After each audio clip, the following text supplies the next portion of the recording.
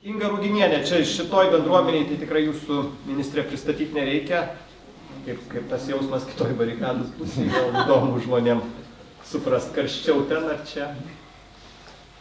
Skirtingai karšta. Ir ten karšta. Nenorėjau klysti į priekį, nes vidaus reikalų ministras vis dėlto jūsų pagrindinis ministras, o aš esu kaip tas pagalbinis elementas. Ir iš tikrųjų tai, ką noriu pasakyti, šiandien rytą pradėjau nuo jūsų federacijos paminėjimo. Tokia įdomi situacija susidėlioja, nes mes turėjom tokį vidinį savo susitikimą, kalbėjom apie kolektyvinės sutartis ir kaip jas reikėtų vykdyti, yra tam tikrų vykdymo problemų, bet jūs tai irgi žinote, čia kasdieninis jūsų darbas. Ir aš taip savo komandai sakau, bet sakau, pasižiūrėkite, va pareigūnų federacija jau šitas problemas yra įsprendusi. Nes sakau, aš atsimenu, aš girdėjau, mes tą anksčiau aptarinėjom, jie sakė, kad jie jau tą padarė. Tai sakau, nueikit, pasižiūrėkit tos praktikos ir mes ją galim panaudoti kažkur kitur.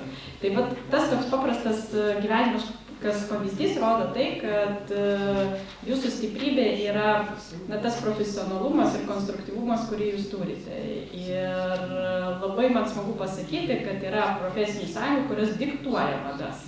Ne kurios seka madomis, o kurios diktuoja. Tai va čia jūsų yra bendruomenė, kuri diktuoja ir nebūtinai diktuoja kitiem pareigūnam, bet net ir tokiom sritim, kur jūs visiškai net nesusiję. Medikam, švietimiečiam ir visiems kitiem.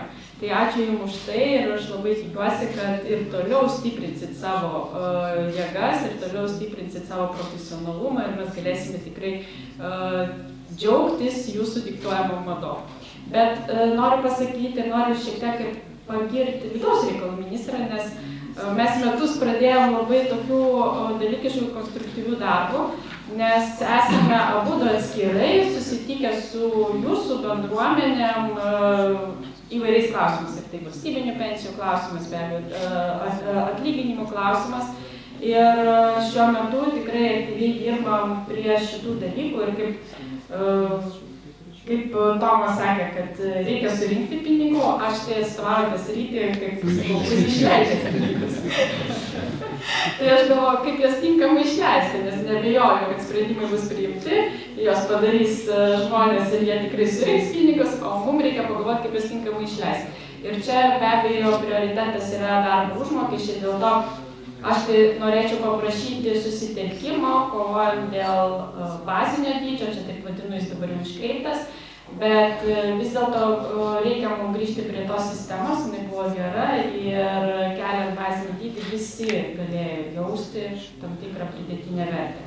Tai ta kaip sakau, naujos vadybos tas principas, kai darbo užmokestį tu pakeli, aš pasitikiu visais vadovais, tikrai tikiu, kad jie su savo profesiniam sąjungom matyt galbūt visai objektyviai išdėlioja tos skaičius, bet tai yra nepaslaptis būdas duoti mažiau pinigų. Nes kai darbo užmokesčio fondą, jeigu tu kalbė apie darbo užmokesčio fondo kėlimą, tai čia tiesa yra ta, kad finansų ministerija sutaupo ir šiek tiek mažiau duoda pinigų. Tuo tarpu, kai mes kalbame apie bazinį dydį, kai mes kalbame apie jo aktualumo klausimą, tai tada iš tikrųjų mes investuojame į daug daugiau darbuotojų. Tai mes į savo socialinės apsaugos ir darbo ministerijos kovojam būtent už šitą modelį. Kovojam, kad šitas modelis būtų stiprinamas.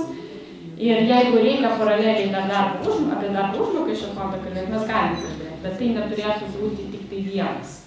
Tai tikrai su vidaus reikalų ministru esame ne vieną kartą susitikę ir aptarę ir aš labai tikiu, kad šitą kadenciją galėsim išnaudoti, kad jūs vis daugiau ateitumėt su šypsena į susitikimus ir sakytumėt, kad gerėja pavyzdys. Nes Tomas labai teisus. Mes toj neteksime labai svarbių žmonių. Ir jeigu mes kalbam kažkada tik apie medikus, apie švietimą, o aš atsimenu Loretos gal prieš 6 metus. Ir čia buvo toks pokalbis visiškai apie kitus dalykus. Ir jūs gal Loretą ir neatsimenat, bet jinai pasakė tokį dalyką. Bet sako, po 5 ar 6 metų bus katastrofa su pareigūnais, bus blogai. Sako, mes turėsim daugiau saugumo iššūkių ir ne dėl to, kad pareigūnai blogai, tiesiog jų bus katastrofiškas trūkumas.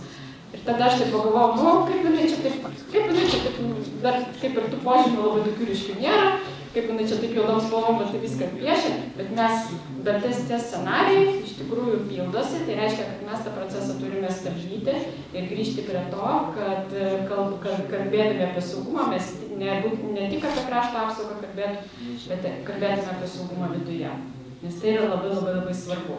Tai labai tikiuosi, kad su jūsų pagalba, jūsų profesionalumu, jūs mus kaip politikus lydėsite tinkamu keliu ir kad vieną dieną mes tikrai galėsim pasakyti, kad bent jau kažkiek pasistumėjom į priekį ir einam tą gerąją linkmę. Nes jeigu darom reformą, jūs turite diktuoti reformas, jūs turite pasakyti, kokia reforma yra naudinga mum.